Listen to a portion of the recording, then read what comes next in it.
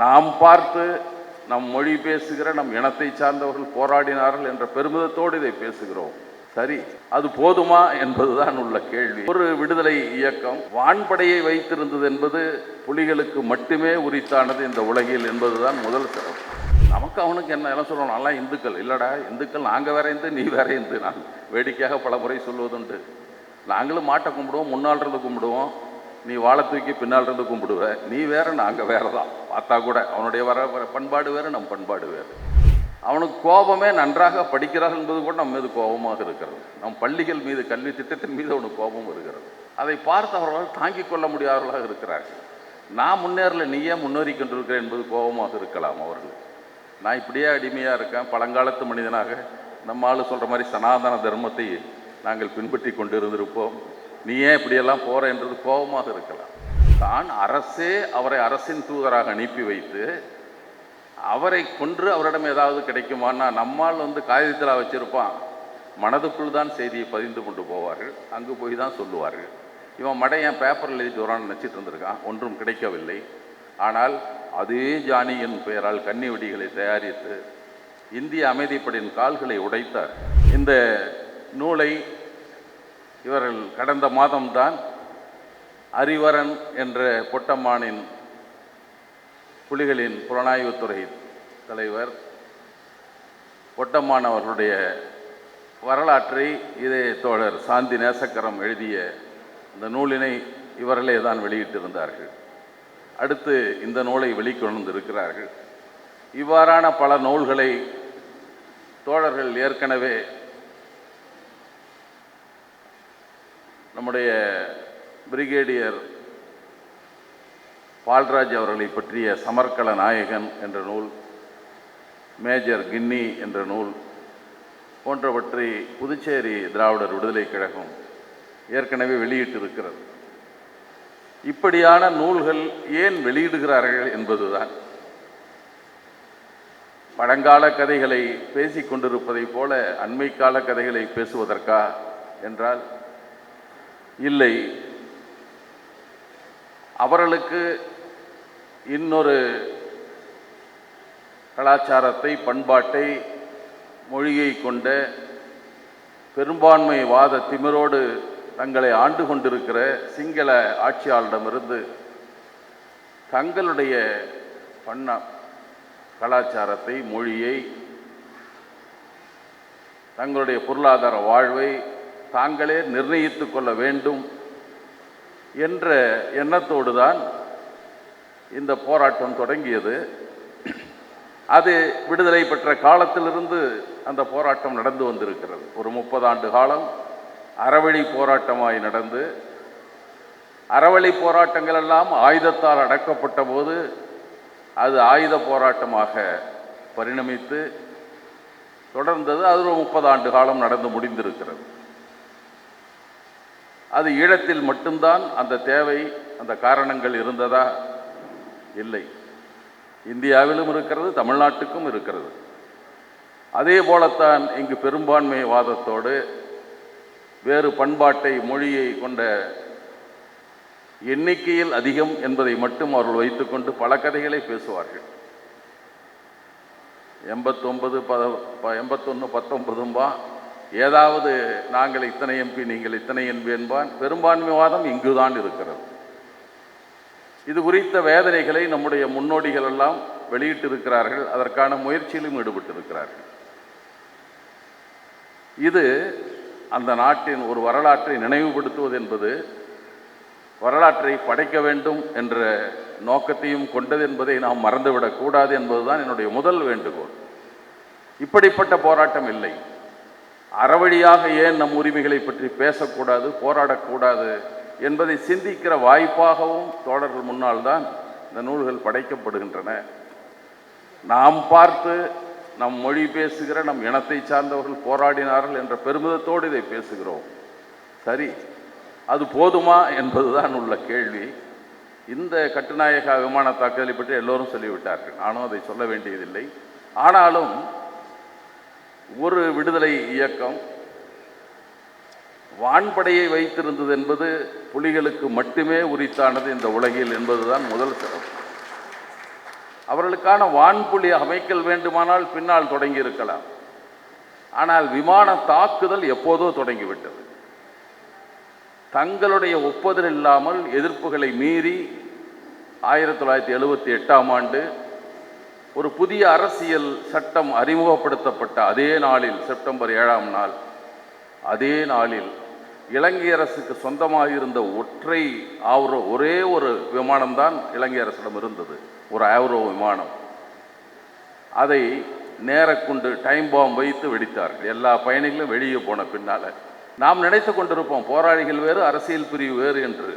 அரசியல் பிரிவு தலைவராக இருந்து தமிழ்நாட்டிலும் அங்கேயும் கல்வி பொறுப்பில் இருந்த பேபி என்று நம்மால் அழைக்கப்பட்ட தோழர் இளங்குமரன் தான் அந்த நேரக்குண்டை வைத்து வெடிக்க வைத்தவர் என்று எங்களை அடிமைப்படுத்துகிற அரசியல் சட்டம் இயற்றி நிறைவேற்றுகிற நாளில் அவருடைய விமானத்தை வெடித்தார்கள். அது அந்த வரலாறு 78லேயே தொடங்கிவிட்டது. அதற்கு பின்னால் ஒவ்வொரு கட்டமாக இவர்கள் யோசித்து இந்த கேள்விகள்லாம் சொன்னார்கள். சார்லஸ் என்ன கேட்டார் கேள்வி, அதுக்கு தலைவர் சொன்னார், எல்லாம் சொன்னார்கள். 98ஆம் ஆண்டு மாவீரர் நாளில் தான் அறிவித்தார் வான்புலி பிரிவு 1 தொடங்கப்படும் என்பதை 98ஆம் ஆண்டு அறிவித்தார். 2000 தொடங்கி விட்டார்கள்.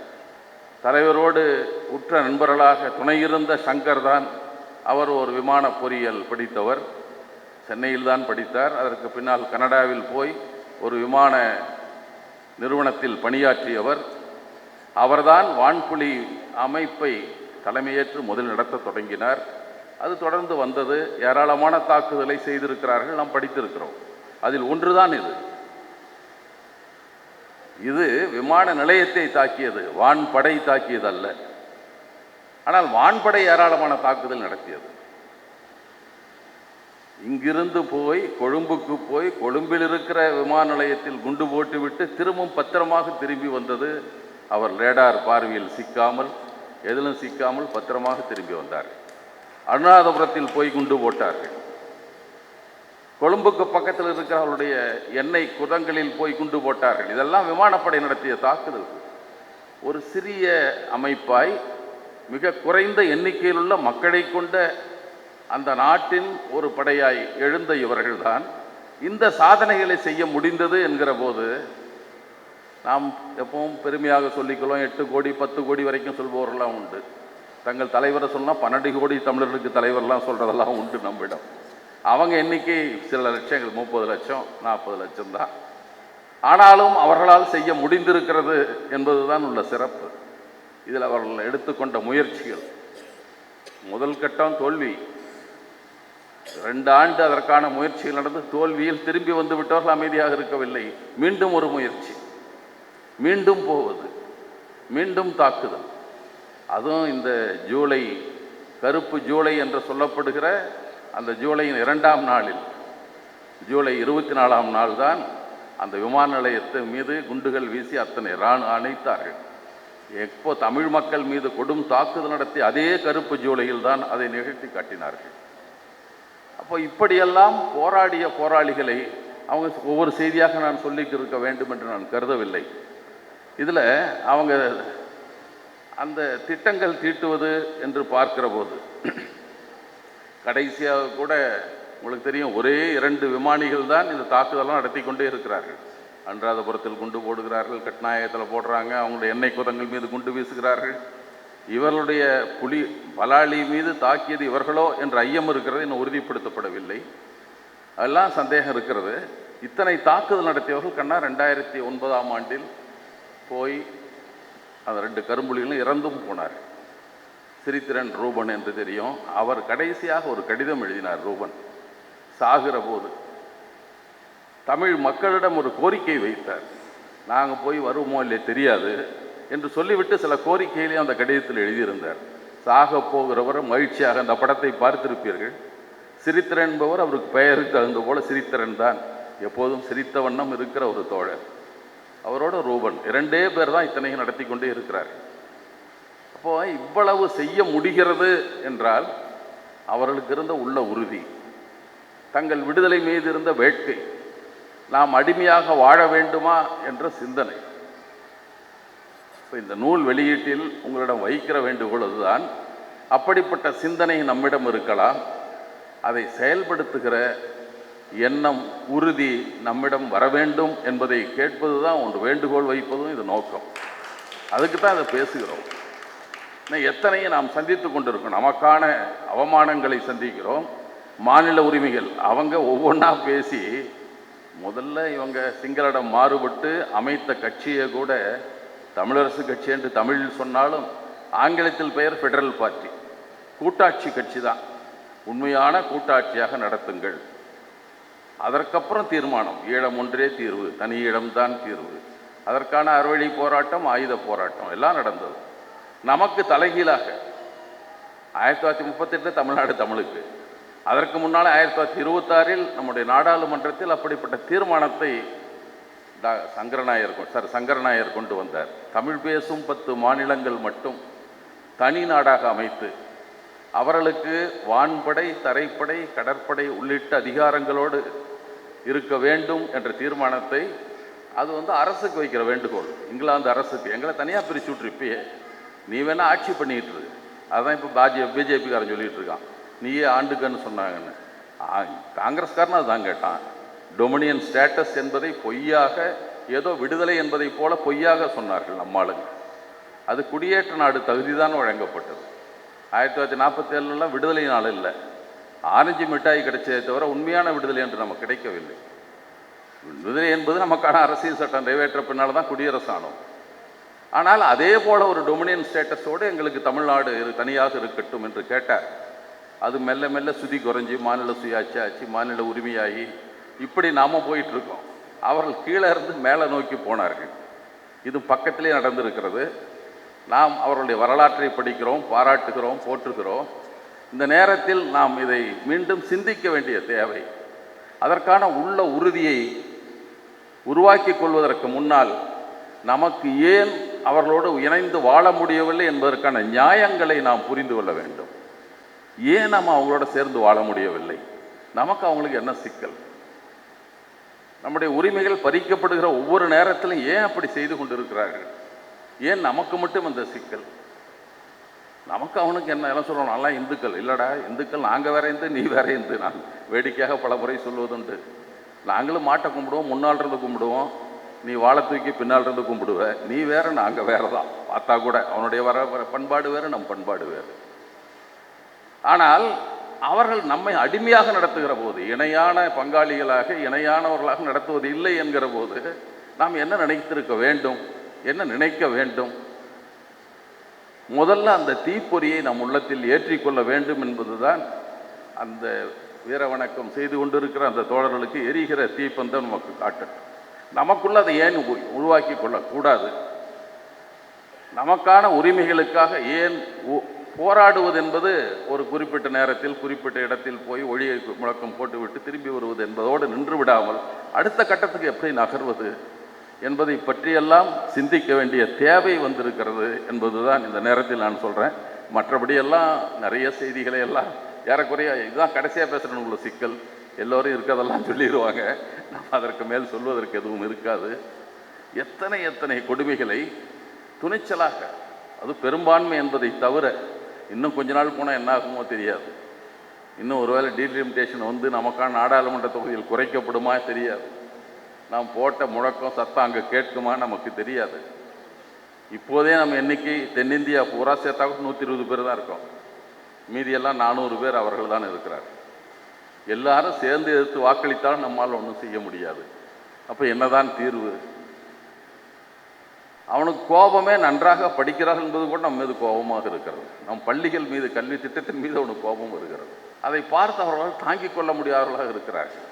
நான் முன்னேறல, நீயே முன்னேறி கொண்டிருக்கிறேன் என்பது கோபமாக இருக்கலாம் அவர்கள். நான் இப்படியே அடிமையாக இருக்கேன், பழங்காலத்து மனிதனாக நம்ம ஆளு சொல்கிற மாதிரி சனாதன தர்மத்தை நாங்கள் பின்பற்றி கொண்டு இருந்திருப்போம், நீ ஏன் இப்படியெல்லாம் போகிற என்றது கோபமாக இருக்கலாம். அதற்காக நாம் சந்தித்து கொண்டிருக்கலாம் தோழர்களே. இந்த நேரத்தில் நான் சிலதை மட்டும்தான், இதில் ஒரு போராளி, இந்த குயிலன் என்ற போராளி, குயிலியை பற்றி தோழர்கள்லாம் சொன்னார்கள். குயிலன் என்ற போராளி மட்டுமே எடுத்து பாருங்கள். அவனை ஒவ்வொரு இடத்துலையும் அவன் பட்ட துன்பங்கள் எப்படியெல்லாம் ஒவ்வொன்றாக அவர் தன்னை மாற்றிக்கொண்டார். போய் பணியாற்ற இடத்துலலாம் என்னை எப்படி மாற்றிக்கொண்டார். அதையெல்லாம் அதில் வந்து பதிகிற போது நீங்கள் பார்த்து படிச்சீங்கன்னா தெரியும். ஒவ்வொரு நாளும் இந்த நாள் இதற்குள் செய்தாக வேண்டும் என்பது ஜூலை மட்டும் கணக்கில் வச்சுக்கல. அமாவாசை முடிஞ்சு 3-4 நாளில் பண்ணாதான் உண்டு. இல்லைனா வெளிச்சம் வந்துட்டா அப்புறம் நம்ம நடமாடுவது முன்னிருட்டு காலம். அப்போது தான் நாம் அதை செய்ய முடியும். அதற்குள் செய்ய வேண்டும் என்பதற்காக எடுத்துக்கொண்ட முயற்சி, பட்ட துயரங்கள் எல்லாம் இருக்கு. ஏன் அதை செய்கிறார்கள் ஒரு இளைஞர்கள், ஏன் அதை செய்கிறார்கள் என்பதோடு சேர்த்து தான் நாம் புலிகளை புரிந்து கொள்ள வேண்டுமே தவிர, அவர்களை பார்த்து திரைப்பட நாயகர்களைப் போல நாம் பார்த்து மகிழ்வதற்கு அல்ல. ஈழத்தின் வரலாறு போராட்டம் என்பது அதற்காக நாம் பார்த்து பேசக்கூடாது. அவர்கள் போராடினார் என்பது பாராட்டி விட்டு போவதற்கல்ல, பின்பற்றுவதற்காக என்பதுதான் இந்த நூலின் செய்தியாக நான் சொல்ல விரும்புகிறேன். ஒவ்வொருத்தரும் தங்களை தாங்களே தனியாக ஒன்றும் எங்கேயும் பயிற்சி எடுத்து வரவில்லை. அப்போல்லாம் கதை உண்டு. எங்கே போய் பயிற்சி எடுத்தோம், அங்கே போய் பயிற்சி எடுத்தோம், தலைவர் தன் மகனை ஹாலண்டுக்கு அனுப்புனார், அங்கே போய் இன்னும் யாருக்கும் தெரியாது. எடுத்திருக்கலாம். அதெல்லாம் அவங்க சொல்லி கொண்டதும் இல்லை, பதிவு செய்ததும் இல்லை. அவர்கள் விமானத்தை இயங்க பயிற்சி பெற்றிருந்தார்கள், விமானத்தை இயக்கினார்கள், தாழ பறந்தார்கள். ரொம்ப உயரத்தில் போனால் ரேடாருக்கு தாழ பறந்தார்கள். எல்லாமே அவங்களே செஞ்சுக்கிட்டது தான். எப்படி அவர்கள் ஒவ்வொன்றாக அவர் நகர்த்தினார்கள். வந்து துரோகத்துக்கெல்லாம் எப்படி அவங்க பதில் சொன்னார்கள். ஒரு துரோகம், பசிலன் என்பவர் இந்திய அமைதிப்படையில் அப்போது சாகிறார். அவர் பேரால் ஒரு குண்டு, பசிலன் 2000 அதுக்கு பேர். அந்த எரிகுண்டை வீசி எதிரில் அளிக்கிறார்கள். அதற்கப்புறம் பேச்சுவார்த்தைக்கு அனுப்புவனை கொள்ளுகிறார்கள். நம்ம சினிமாவெல்லாம் பார்ப்போம், நீ தூதராக வந்ததால் அப்படின்னு சொல்லுவான். நம்ம சினிமா நிறையா சினிமாவில் வசனம் வரும், பழைய சரித்திர படங்கள்லாம். அப்படி தூதராக போன ஜானி என்ற போராளியை அவர்கள் அங்கு வைத்து கொன்றார்கள். ஏன்னா தலைவரை சந்திச்சுட்டு வர்றாரு, மன்னிக்கணும், போராளியில் பார்த்து தலைவர்கிட்ட போகிறாரு. ஏதாவது ரகசிய செய்தி இருக்கும், அவரை கொன்றால் எடுத்து விட முடியும் என்ற நிலையில் அவரை கொன்றார். தான் அரசே அவரை அரசின் தூதராக அனுப்பி வைத்து அவரை கொன்று அவரிடம் ஏதாவது கிடைக்குமான்னா, நம்மால் காகிதத்தில் வச்சிருப்பான், மனதுக்குள் தான் செய்தியை பதிந்து கொண்டு போவார்கள். அங்கு போய் தான் சொல்லுவார்கள். இவன் மடையன் பேப்பரில் எழுதி வரான்னு நினச்சிட்டு இருந்திருக்கான், ஒன்றும் கிடைக்கவில்லை. ஆனால் அதே ஜானியின் பெயரால் கன்னி வெடிகளை தயாரித்து இந்திய அமைதிப்படையின் கால்களை உடைத்தார். எத்தனை பேர் கால் இழந்து போனவன்லாம் இந்திய அமைதிப்படைக்கால் போனவன் தான். அமைதிப்படைக்காரன் பூராவுமே துரோகத்தை செய்த, அதனால் கொல்லப்பட்ட ஜானியின் நினைவாக ஒவ்வொருத்தரையும் நினைவூட்டுவதற்கு தான் வைத்து கொண்டார்கள் அவர். அப்போ அதற்காக அவர்கள் ஆயுதங்களுக்கு பெயர் சூட்டினார்கள். அப்படித்தான் ஒவ்வொன்றாக வந்தது அவருடைய இதில். அவன் செய்த துரோகத்தை தாங்கிக் கொள்ள முடியவில்லை, அதை ஆயுதமாக்கி அவர்கள் வழியில் பதில் சொன்னார்கள். நம்ம ஆயுதத்தால் பதில் சொல்ல வேண்டியதில்லை. அவர்கள் செய்கிற துரோகத்தை நாம் அணிதிரண்டு நின்று ஓங்கி குரல் எழுப்பு உறுதியாக போராடி அதை தெரிவித்து அதற்கான விடையை பலனை பெற வேண்டிய காலம் வந்துவிட்டது என்பதை மட்டும் இந்த நேரத்தில் நினைவூட்டி, அதுதான் காலத்தின் தேவை. அந்த பாடங்களை, அந்த மன உறுதியை அளிப்பதற்கு நாம் திரும்ப திரும்ப படிப்போம். ஈழ போராளிகளின் எண்ணத்தை வெறும் போராட்டம் மட்டுமல்ல, எதற்கான போராட்டம், ஏன் போராடினார்கள், என்ன அவங்க கிடைச்சிருக்கும் போராடினா. இன்றைக்கும் விடுதலை புலிகள்லாம் இன்னும் அவர்களுக்கு ஒன்றும் தெரியாது போராட்டத்தை தவிர. அப்படி போராட்டத்திலே இதனை ஒப்படைத்து கொண்டவர்கள் இன்று வரைக்கும், அது தாயகத்தில் இருந்தாலும் சரி, தமிழ்நாட்டில் இருந்தாலும் சரி, ஒரே தொழில், அவங்க பெயிண்ட் அடிக்கிற தொழில் தான் அவங்களுக்கு தெரியும். அதை தவிர வேறு தொழிலை கற்ற முடியவில்லை. 20 ஆண்டு 30 ஆண்டு இயக்கத்தில் இருந்தவன் புதிதாகவா தொழில் கற்றுக்குவான்? அந்த வாழ்க்கையை வாழ்கிறார்கள். தலைவருடைய மெய்க்காவல் படையில் இருந்தவெல்லாம் வாழ்ந்துட்டு இருக்கான். பொய்யா சொல்லி வெளிநாட்டுக்கு போனவன் நல்லா தான் இருக்கான். உண்மையான போராளிகள் பல பேர் இங்கே திணறி கொண்டு இருக்கிறார்கள். ஏன் அதை எடுத்துக்கொண்டு செய்தார்கள்? ஏன் அந்த தியாகங்கள் தேவைப்பட்டது? ஏன் அந்த தியாகத்தை செய்ய முன் வந்தார்கள்? இதுதான் இந்த நூல் வெளியீட்டு விழாவின் செய்தியாக சொல்லி நாம் மீண்டும் மீண்டும் சிந்திப்போம். ஓய்வு நேரங்களில் சிந்திப்போம். நூலை படிக்கிற போதெல்லாம் சிந்திப்போம். அதில் ஒரு அடியாவது முன்னோக்கி எடுத்து வைத்தால்தான் இந்த நூல் வெளியீட்டின் உண்மையான பலன் என்று சொல்லி விடைபெறுகிறேன். நன்றி, வணக்கம்.